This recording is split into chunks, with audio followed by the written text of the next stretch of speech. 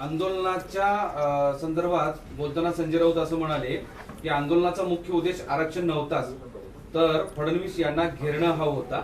म्हणजे शिंदेनी तुमच्या खांद्यावर बंदूक ठेवून, म्हणजे उपमुख्यमंत्री शिंदेनी तुमच्या खांद्यावर बंदूक ठेवून हे सगळं केलंय, आंदोलन घडवून आणलंय असं त्यांचं म्हणणं आहे. हे ते शिंदे साहेब बिचारा माणूस तसं कधीच करू शकत नाही.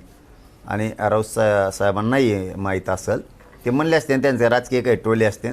कारण काय राऊत साहेब बी चांगले नाहीत असं म्हणत नाही मी, परंतु ते असं खरं असल्याने मी लगेच खरं म्हणलो असतो. आणि आम्हाला आरक्षण नव्हतं पाहिजे. आणि काय म्हणले पुढं, सर आरक्षण नव्हतं पाहिजे, मुंबईत काय करायचं होतं, फडणवीसांना घ्यायचं. हां फक्त फडणवीसला घ्यायलाच होतं. आम्ही मग आता मुंबईत आम्हाला काय म्हणले होते, पाय ठेवून देणार नाही, उभा राहून देणार नाही, मराठी कशी मुंबईत येतो बघू, एक दिवसाच परवानगी. मग त्या राग आम्हाला जर तसं करायचं असलं, फडणवीसला ते धुतलं असतं ते जाऊन वर्षा मागल्यावर. असा होतो